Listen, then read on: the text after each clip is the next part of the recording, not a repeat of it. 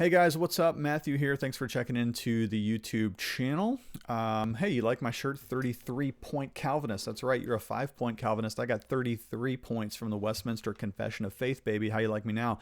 Welcome to this channel. My name is Matthew. I'm the pastor of Gospel Fellowship PCA. We are a Reformed Bible-believing church just north of Pittsburgh. If you're looking for a church like that, come check us out, Gospel Fellowship PCA. And if you do like my 33-point Calvinist shirt, you don't have to like the peach color that I'm wearing today. You can get this in any color you want to, but they're done by my friends Chad and Shauna over at Cassidy Craft Corner. Link in the description if you'd like this shirt or any of the other cool shirts that they let me design. That's right. Okay. Hey, let's talk about something kind of cool today. Now, I did this in my sermon for Resurrection Sunday. It's always difficult, I think, for pastors to preach on Easter Sunday, Resurrection Sunday, and Christmas, supposing that your church does celebrate those days of the Christian calendar. Some do, some don't. That's fine with me. But supposing you do, it's difficult for pastors to say something new. And of course, the idea is not to say something new necessarily about the resurrection or the birth of Christ, the incarnation, because we don't want to be heretics. We don't want to be original or creative in our theology, but we want to be faithful deliverers of the faith once and for all handed down to the saints. Nevertheless, I think every pastor who's preached on either Easter or Christmas has run into this dilemma of trying to say something fresh, maybe something that you've never preached before on Easter or Christmas. So I ran into this interesting distinction between natural, preternatural and supernatural when I was thinking through the resurrection the other day. Now, actually, this distinction comes from Thomas Aquinas, who is a medieval theologian, and I know a lot of discussion is taking place about Thomas Aquinas. I'm not trying to wade into that discussion at all. In fact, I've read very, very little of Thomas Aquinas, so I wouldn't even have much to say about him, other than that Thomas Aquinas does provide a really nice categorical distinction between the natural, the preternatural, and the supernatural. Now, you probably just think in terms of the natural and the supernatural, but there is actually a hair to be split here in these categories, and I want to splice that hair for you today. If you want to watch how I use this in a sermon, just check out my Resurrection Sunday sermon from Matthew chapter 28 called He Rolled Away the Stone, speaking of that resurrection passage in Matthew's Gospel. But here's the distinction. So Thomas Aquinas says that which is natural is that which usually or normally occurs under ordinary circumstances. Okay, so we all kind of understand that God designed the world in such a way that it runs efficiently and somewhat regularly. So we expect certain things to occur. We call that the natural. So if you throw a rock up into the air, it's natural for the rock to come right back down to the ground. If an apple falls from a tree, it's natural for that apple to begin to rot or decompose, supposing it might even become a seedling and turn into a new apple tree. Those things are in accordance with nature. If you toss a piece of iron into the lake, it sinks to the bottom. That's the natural world. We live in the natural world for the most part, and we kind of understand how the rules operate.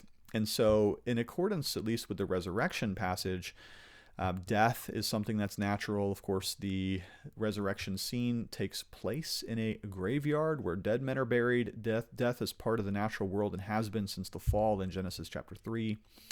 The grieving of the women is natural. In that sense, and even the death of Christ, we could say, is natural because that's what happens to human beings when you flay them, flog them, pin their arms and legs to a cross and leave them into the elements to die, is that they die, and that's what happened to Christ. Now, obviously, there's more to the crucifixion than just his natural death, but his natural death does speak to his incarnation. He is 100% human in his physical humanity, though he is also 100% divine since he is the Son of God. Okay, so we understand that's the natural category. Now, the preternatural category is the category that you probably don't know what that means, but it's certainly a category that was familiar to medieval theologians running all the way up into the colonial era. They talked a lot about the preternatural. What is that?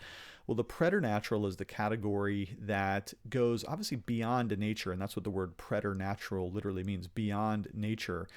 So Thomas Aquinas says that the preternatural is that which can be explained, though with difficulty, because these kinds of causes actually come from other created things, but would typically include such things as angels and demons or spirits. And so this is where it gets a little bit kind of in the halfway world. So there are angels and there are demons according to the scriptures, and there are such things as miracles. And sometimes what is experienced in this world breaks what seems to be the laws of nature, because it is actually these spirit beings, the angels or the demons, that do such things. Now, in my Easter sermon, the example that I gave of this is not only the angel's appearance, but particularly the fact that the angel moves the stone.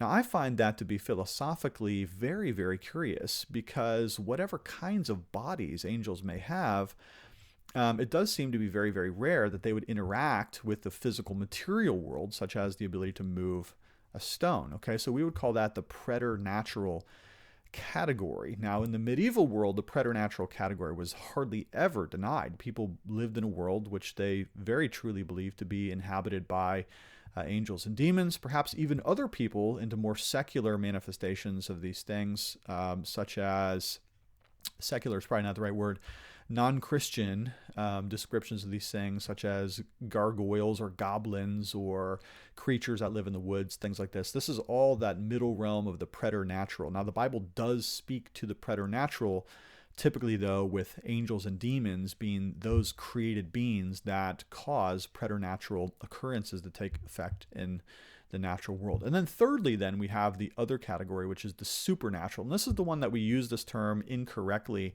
at least according to Thomas Aquinas' distinction. So we talk about the supernatural as being anything that's maybe in the realm of the miraculous. But too, the miraculous could also be reserved, to some extent, broadly defined, to the preternatural world. But, excuse me, in Thomas Aquinas' morphology, the supernatural should be retained, that word, only for the things that God himself can do. Okay, so if an angel can do it, it's not supernatural. If an angel can roll the stone, then it's not supernatural, that's preternatural. So for Thomas Aquinas, then, things that are supernatural is not just beyond nature, but actually above nature. These would be the things that are impossible to achieve otherwise. And here, then, we have to talk about things like creation ex nihilo, the fact that God can create out of nothing. And even God's own existence, his aseity, is then supernatural, because you and I, we exist only because God permits, causes, sustains, and preserves our actual existence. God himself exists a se, without any other cause or any other help or other factor. God can create ex nihilo, which means he could take nothing and make something. He does so, of course, in Genesis chapter 1. God can take the dust and blow life into it. He can create life where there was none. God can regenerate the dead, sinful heart. And so even salvation or regeneration is supernatural, because only God can do that. No angel can cause you to be born again, nor can you cause yourself to be born again. And so that then is in the category of the supernatural. And then as it pertains to the resurrection text in Matthew 28 and other Gospels, of course, the resurrection itself is supernatural, because only God can raise the dead. Now, this turned out to be a nice little preaching mechanism for me. So we talked about the natural, we talked about death and its reality. We're all going to die at some point in the future in our lives, like every other thing, every fern, every elephant, every single-celled microbe or super micro animal, whatever they are, everything is going to die. So that's the natural world. Then we talked about the preternatural, the angelic intervention there in the text with the moving of the stone, the proclaiming of the resurrection of Christ to the women at the tomb. And then finally, the supernatural work of raising the dead, which only God can do. And therein are your three categories: the natural, the preternatural, and the supernatural. Thank you so much for checking into this channel. I do love you lots, and we'll talk to you later.